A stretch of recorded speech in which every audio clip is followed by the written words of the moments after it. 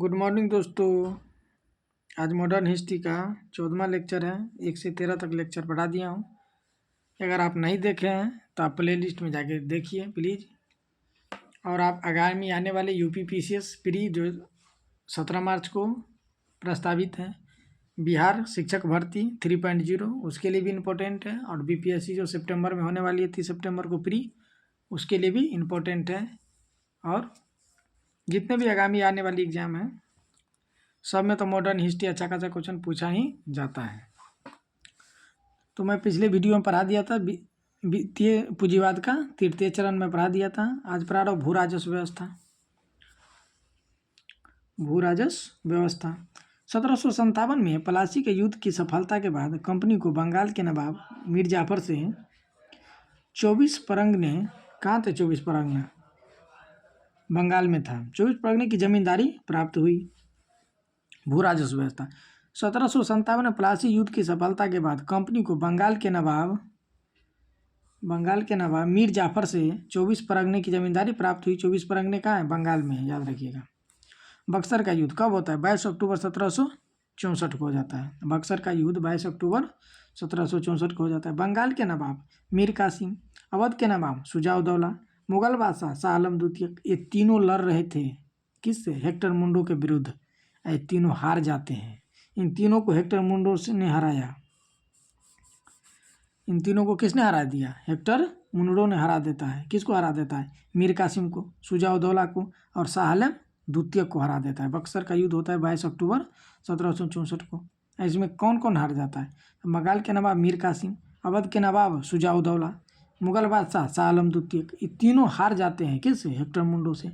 यहीं से तो एक अच्छी खासी नींव बना लेते हैं किसने? अंग्रेजों की नींव बन जाती है, मजबूत हो जाती है। 12 अगस्त 1765 को इलाहाबाद की संधि हुई थी।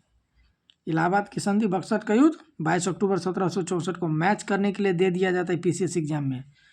जो पीसीएस एग्जाम दे रहे हैं उसमें दे दिया जाता है मैच करने के लिए, तो याद रखिएगा। अभी यूपी पीसीएस 2023 की पीढ़ी हुई थी, उसमें 1857 की क्रांति से दे दिया था मैच करने के लिए, उसमें कन्फ्यूजन हो रहा था। तो 12 अगस्त 1765 को इलाहाबाद की संधि हुई। इसी संधि के तहत अंग्रेज को बिहार, बंगाल, उड़ीसा की दीवानी प्राप्त हुई। तो किस संधि के तहत अंग्रेज को बिहार, बंगाल और उड़ीसा की दीवानी प्राप्त हुई थी? तो इलाहाबाद की संधि के तहत। प्लासी का युद्ध कब हो जाता है? 23 जून 1757 को। प्लासी का युद्ध कब होता है? 23 जून 1757 को। रॉबर्ट क्लाइव ने सिराज-उद-दौला को हरा दिया था। इसमें रॉबर्ट क्लाइव ने किसको हरा दिया था? सिराज-उद-दौला को। सिराज-उद-दौला को ने धोखा दे दिया था उसके सेनापति ने, इसके कारण सिराज-उद-दौला यहाँ पे हार गया था। क्लाइव ने बंगाल में 1765 में द्वंद्व शासन लगाया। तो याद रखिएगा, द्वंद्व शासन किसने लगाया था बंगाल में? तो क्लाइव ने लगाया था। तो ये भी इम्पोर्टेंट क्वेश्चन है, बीपीएससी का तो फेवरेट है, पीसीएस में पूछा ही जाता है इसी टाइप के क्वेश्चन, क्योंकि ये अभी अब जो पूंजीवादी भू राजस्व व्यवस्था से आगे जो चल रही है, मॉडर्न हिस्ट्री का इम्पोर्टेंट पार्ट हो जाता है। रॉबर्ट क्लाइव ने सिराज-उद-दौला को हराया और क्लाइव ने बंगाल में 1765 में द्वंद्व शासन लगाया और 1772 में वैरन हेस्टिंग ने हटाया। क्लाइव ने 1765 को क्या लगा दिया? द्वंद्व शासन लगा दिया। लेकिन 1772 में वैरन हेस्टिंग जब आता है तब इसने क्या करता है? द्वंद्व शासन को हटा देता है। 1772 में पंचशाला बंदोबस्त शुरू हुआ। 1772 में क्या हुआ शुरू? पंचशाला बंदोबस्त शुरू हुआ। इसके अंतर्गत उच्चतम बोली लगाने वाले को लगान वसूली का अधिकार दिया गया। 1772 में क्या हुआ शुरू? पंचशाला बंदोबस्त शुरू हुआ। इसके अंतर्गत उच्चतम बोली लगाने वाले को लगान की वसूली का अधिकार दिया गया। किसके तहत? पंचशाला बंदोबस्त के तहत। पंचशाला बंदोबस्त खत्म होने पर 1777 में सालाना बंदोबस्त शुरू हुआ। तो ये भी पूछ सकता है कि सालाना बंदोबस्त किस बंदोबस्त के ख़त्म होने पर शुरू हुआ? तो पंचशाला बंदोबस्त खत्म होने पर 1777 में सालाना बंदोबस्त क्या हुआ? शुरू हुआ। 1786 में रेवेन्यू बोर्ड की स्थापना हुई। 1786 में क्या होती है? रेवेन्यू बोर्ड की स्थापना हुई। भू राजस्व नीति को धारदार देने के लिए 1786 में रेवेन्यू बोर्ड की स्थापना हुई भू राजस्व नीति को धारदार देने के लिए। अस्थायी बंदोबस्त या स्तंभरारी बंदोबस्त, अस्थायी बंदोबस्त या स्तंभरारी बंदोबस्त 1786 में कर्नवालिस ने लगाया। अस्थायी बंदोबस्त को स्तंभरारी बंदोबस्त भी कहा जाता है। अस्थायी बंदोबस्त का 4-5 नाम है दोस्तों। किसने लगाया? तो कर्नवालिस ने 1746 में लगा दिया था अस्थायी बंदोबस्त, याद रखिएगा। कर्नवालिस ने वार्षिक लगान के स्थान पर कर्नवालिस ने वार्षिक लगान के स्थान पर 1790 ईस्वी में 10 वर्षीय लगान व्यवस्था लागू की। क्या किया? 10 वर्षीय लगान व्यवस्था लागू की। 22 मार्च 1793 ईस्वी को 22 मार्च 1793 ईस्वी को 10 वर्षीय प्रबंध अस्थायी कर दिया गया। 22 मार्च 1793 ईस्वी को 10 वर्षीय प्रबंध अस्थायी कर दिया गया। भू राजस्व की यह व्यवस्था स्तंभरारी बंदोबस्त या अस्थायी बंदोबस्त के नाम से जाना जाता है। किस नाम से जाना जाता है? स्तंभरारी बंदोबस्त या अस्थायी बंदोबस्त के नाम से जानी जाती है। 1794 में एक कानून बना जिसे सूर्यास्त कानून कहा जाता है। 1794 में एक कानून बना जिसे सूर्यास्त कानून कहा जाता है। सूर्यास्त कानून किसे कहा जाता है? 1794 में एक कानून बना जिसे क्या कहा गया? सूर्यास्त कानून कहा गया जाता है। सूर्यास्त तक लगान नहीं दिया गया तो सरकार को तो जमींदारी नीलाम हो जाएगी। सूर्यास्त कानून का मतलब था कि अगर सूर्य डूबने से पहले अगर आप लगान नहीं दीजिएगा ना तो आपकी जो जमींदारी है ना उसको क्या किया जाता था? नीलाम कर दिया जाता था। तो ये तो बहुत खतरनाक एक से एक कानून देखने को मिला अंग्रेजों के समय। तो ऐसी कानून लाई गई जो किसान थे उसको सोचिए खून ही नहीं चूस रहा था, नस में से खून निचोड़ रहा था। ऐसी कानून लाया गया कि अगर आप शाम तक लगान नहीं दीजिएगा तो आपकी ज़मीन नीलाम कर दी जाएगी, ज़मींदारी जो थी। तो अस्थायी बंदोबस्त में ब्रिटिश भारत का 19% क्षेत्र आता था। ये भी क्वेश्चन अच्छा है दोस्तों कि पूछ सकता है कि अस्थायी बंदोबस्त में ब्रिटिश भारत का मतलब क्या हुआ? जिस भारत के अंदर जितने क्षेत्र पर ब्रिटिश का अधिकार है फिलहाल में उसी को ब्रिटिश भारत कहा जाता था। अस्थायी बंदोबस्त में ब्रिटिश भारत का 19% क्षेत्र आता था। तो ब्रिटिश भारत किसे कहा जाता था? ब्रिटिश भारत उस क्षेत्र को कहा जाता था जिस क्षेत्र पे भारत तो पूरे था, भारत के अंदर जिस क्षेत्र पे ब्रिटिश का जिस क्षेत्र पे अधिकार था उस क्षेत्र को ब्रिटिश भारत कहा जाता था, क्योंकि ब्रिटिश का अधिकार था। तो समझ गए होंगे आप लोग ब्रिटिश भारत किसे कहा। रैयतवाड़ी व्यवस्था, रैयत मतलब क्या होता है? किसान। रैयत मतलब किसान होता है। मद्रास, बम्बई, पूर्वी बंगाल, असम, कुर्ग में लागू किया गया था। कहाँ लागू था? रैयतवाड़ी व्यवस्था था मद्रास, मुंबई,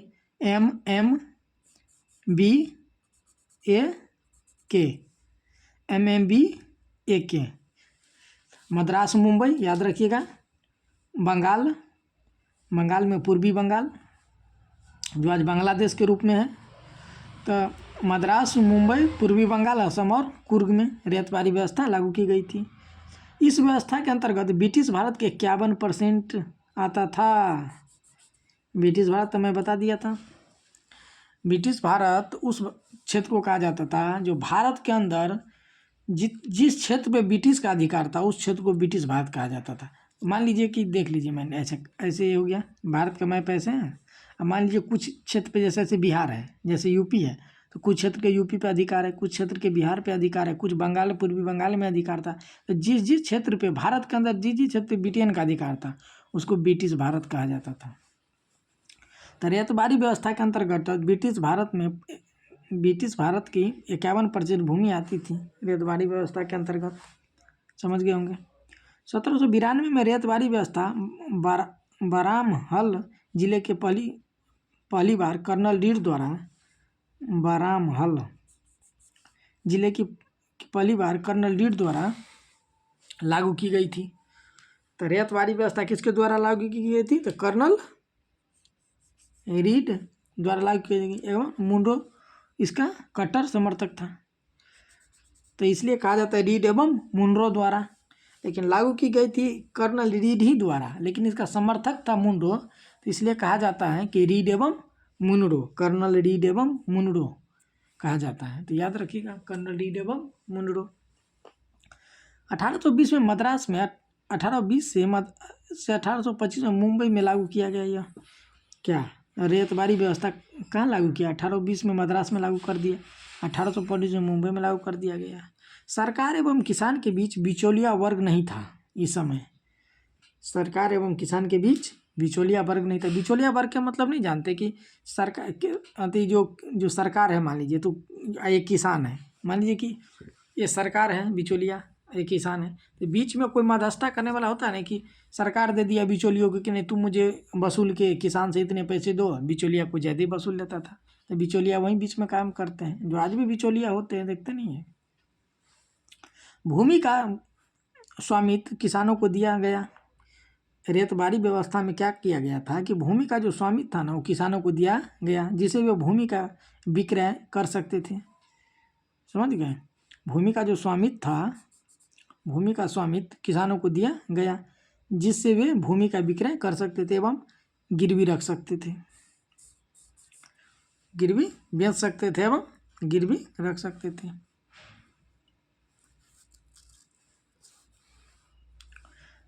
लगान की अदायगी न होने पर भूमि जब्त की जा सकती थी। अगर लगान नहीं देगा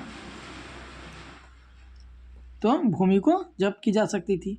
लगान अदायगी की प्रत्येक 30 वर्ष बाद पुनः समीक्षा होगा,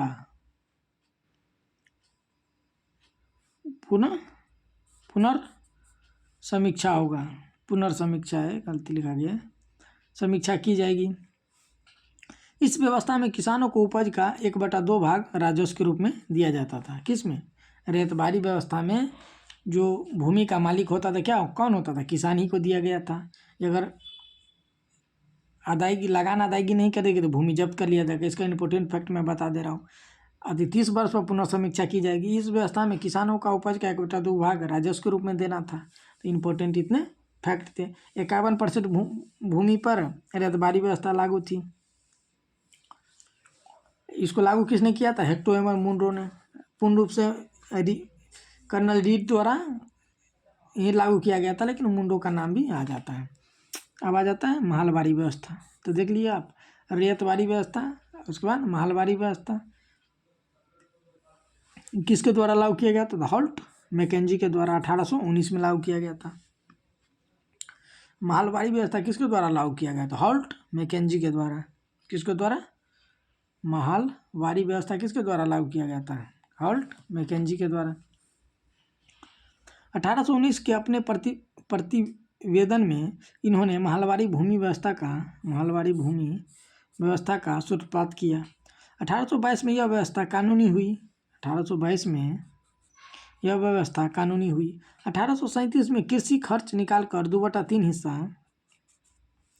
1837 में कृषि खर्च निकालकर 2/3 हिस्सा वसूल करना तय किया गया।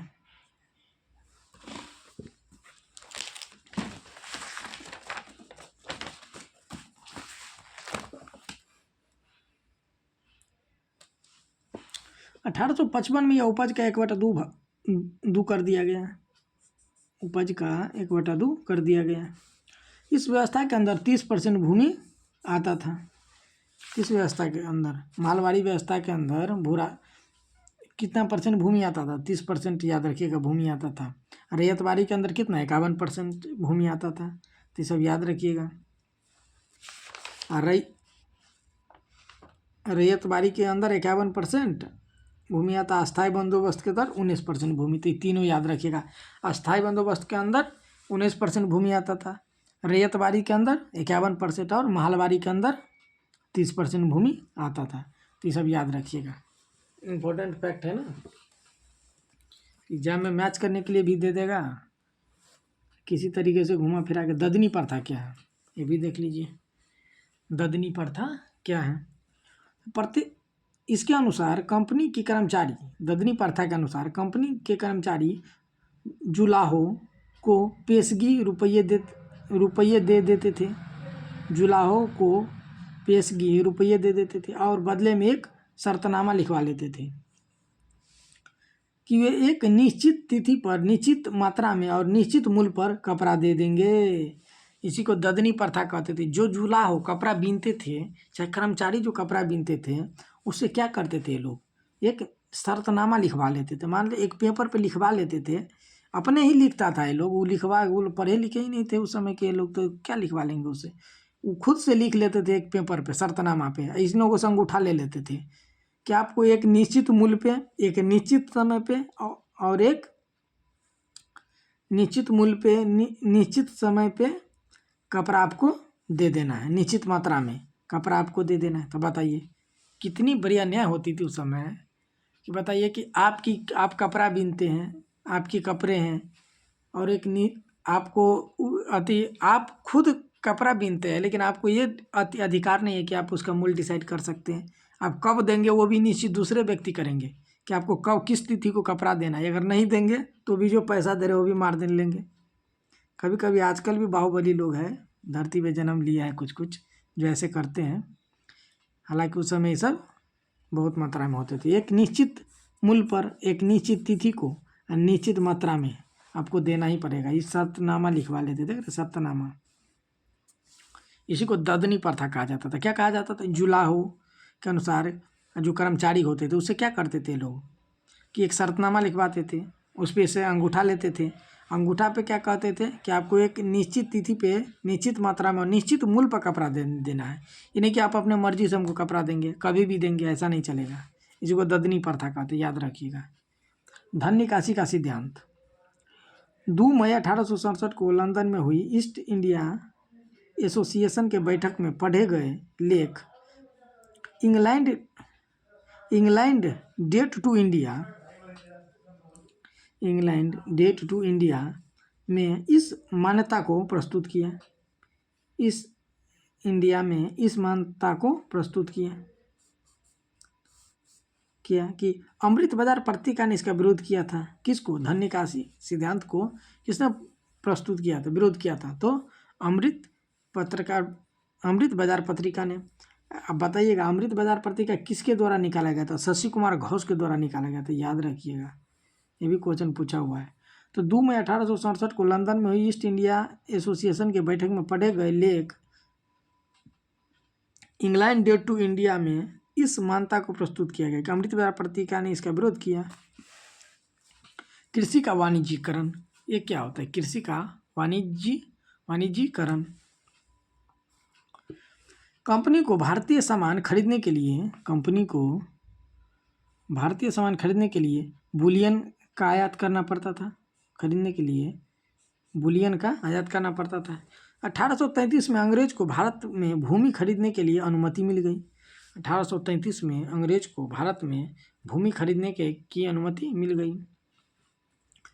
1839 में असम चाय कंपनी की स्थापना हुई। 1839 में असम चाय कंपनी की स्थापना हुई। 19वीं शताब्दी के मध्य में आधुनिक सूती कपड़ा उद्योग 19वीं शताब्दी के मध्य में आधुनिक सूती कपड़ा उद्योग का इतिहास प्रारंभ होता है। सूती कपड़ा उद्योग का आधुनिक होता है। सर्वप्रथम 1818 ईस्वी में कोलकाता में मिल की स्थापना हुई। सर्वप्रथम 1818 ईस्वी में कोलकाता में मिल की स्थापना हुई। भारत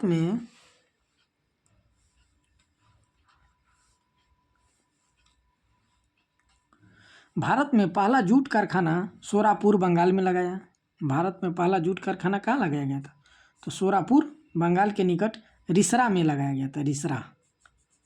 भारत में पहला जूट कारखाना कहाँ लगाया था? तो सोरापुर बंगाल के निकट रिसरा में 1855 में शुरू हुआ। यह यूरोपियों का आधिपत्य था इस पर। जो लगाया गया था जूट कारखाना बंगाल के निकट रिसरा में, तो क्या था, इस पर 1855 में शुरू हुआ। यह यूरोपियों का आधिपत्य रहा। सर्वप्रथम जमशेदजी टाटा के पुत्र जे.एन. टाटा, सर्वप्रथम जमशेदजी टाटा के पुत्र जे.एन. टाटा 1907 में जमशेदपुर बिहार में टिस्को की स्थापना की। सर्वप्रथम जमशेद जी टाटा के पुत्र JN टाटा 1907 में जमशेदपुर बिहार में टिस्को की स्थापना की। 1991 में आयरन एंड 1912 में स्टील का उत्पादन किया जा सका। अब आ जाता है 1857 का क्रांति। तो दोस्तों आज के लिए इतना ही। अगर आप लोगों को वीडियो अच्छा लगता है तो प्लीज़ लाइक, सब्सक्राइब और शेयर कीजिए। अगर आप सब्सक्राइब करते हैं तो आपको वीडियो डालने के तुरंत बाद आपको कम से कम नोटिफिकेशन मिलेगा। आने वाले 70 BPSC के लिए इम्पोर्टेंट है दोस्तों। इसी तरीक़े से मैं ज्योग्राफी, इकोनॉमी और polity, world map, Indian map, Bihar special, आपको जिस टाइप की वीडियो चाहिए एक बार कमेंट कीजिए। एक बार लगिए, दम से लगिए BPSC में। एक एग्ज़ाम पे फोकस कीजिए, क्योंकि भटकान बहुत बड़ी बीमारी है। इधर उधर भटकने से बेहतर कि कोई एक एग्ज़ाम पे फोकस कीजिए ना, और एक एग्ज़ाम पे फोकस कीजिए, उसको तोड़ डालिए सीधे, कुछ नहीं। 10-12 महीने एकदम मेहनत कीजिए, लाइब्रेरी ज्वाइन कीजिए, क्योंकि रूम में पढ़ाई नहीं होता, कभी दोस्त का फ़ोन आएगा, कभी कुछ आएगा, बहुत डिस्टर्बेंस होता है। इसलिए आप लाइब्रेरी लीजिए, 10 महीने एकदम शिद्दत से पढ़िए। अभी 70 BPSC का टाइम भी है, तो आप लोग एक बार लगिए, जो BPSC के एस्पिरेंट है, तैयार करने वाले हैं, एक बार लगिए और अच्छे से तैयार कीजिए। अभी आप ऐसे भी तैयार कर सकते हैं और पेपर 2 का भी तैयार कर सकते हैं। और आप PT भी अभी साथ में ले चलते, 4-5 घंटा पढ़ते जाइए। इससे होगा कि एग्ज़ाम आते आते आपका 2 मेंस का पेपर तैयार हो जाएगा, PT भी हो जाएगा, तो मेंस निकालने में आसानी होगी ना। क्योंकि मेंस इतनी आसान नहीं रह गया, जब से ऐसे आया। ऑप्शनल रहता था, तो जिस सब्जेक्ट में पकड़ है ऑप्शनल रख के आप स्कोर कर लेते थे, 190-200 कर लेते थे। लेकिन अब तो ऐसा रहा नहीं। तो इसलिए आप लोग एक बार लगिए, आप दिल मन से लगिए। ये नहीं कि आप तैयारी कर रहे हो रहा है तो फिर एग्ज़ाम नहीं होगा दोस्तों। फिर तो आप शिक्षक ही अगर में आप हो सकता है कि आप पढ़ रहे हो रहा है तो अगर BPSC का तैयारी करना है तो आपको लगना पड़ेगा। अगर UPSC दे रहे हैं आप, BPSC, UP, PCS, अगर सिविल सर्वेंट बनना है तो आपको मेहनत करनी पड़ेगी। कम से कम 7-8 घंटे पढ़िए आप। 7-8 घंटे सफिशिएंट है, आप पढ़िए। अगर आप ज़्यादा मेहनती है तो 10 घंटे पढ़िए, उससे ज़्यादा पढ़ने की भी ज़रूरत नहीं है। हाई तौबा करने की ज़रूरत भी नहीं है। इतने पढ़िए, आप आराम से निकाल लीजिएगा। यही कि कंटिन्यू पढ़िए, इन्हें कि आज पढ़े 4 दिन आप फिर रुके, फिर घर गए, फिर आए, ऐसे नहीं है। आज अगर आप मुखर्जी नगर में रहते हैं तो पढ़िए, बतरा का चक्कर मत काटिए। अगर पटना में आप रहते हैं तो वहाँ पे पढ़िए। आजकल पटना में भी तो सुन रहा हूँ कि वो बना दिया गया मैरीन ड्राइव, तो उसका चक्कर नहीं काटना है। तो आपको पढ़ना है, 10 महीने एकदम रूम बंद कर दीजिए, पढ़िए ना। तो क्या रखा है। अब दिल्ली में जो बच्चे रहते हैं तो अति बतरा करते कौन जाते, कुछ नहीं। घूमना फिरना तो लगा रहेगा आपको, दोस्त यार सब मिलते रहेंगे, रिश्तेदारी शादी ब्याह होते रहेंगे। लेकिन एक जो टाइम है ना, दोबारा नहीं मिलेगी आपको, ये ज़िंदगी दोबारा नहीं मिलेगी। इसलिए इस टाइम को इम्पोर्टेंट समझिए, एक पैसे से ज़्यादा वैल्यू दीजिए इसको, कि मेरे ज़िंदगी में दोबारा नहीं आएगा। इतने शिद्दत से तैयारी कीजिए कि आपको कुछ ना कुछ मिल जाए। नहीं तो दुनिया में उसी लोग को उगते सूरज को पूजा जाता है। क्योंकि आपके पास कुछ नहीं रहेंगे तो लोग गाली के अलावा कुछ नहीं मिलता है। गाली, ताने, और अगर आप ग्रामीण पृष्ठभूमि से आते तो आप पूछिए मत। ऐसे ही बोलते थे कि देखो कलेक्टर बन के आ गया, तो फिर समझ ही सकते हैं, आप समझते ही होंगे। इसलिए आप लोग अच्छे से तैयारी कीजिए।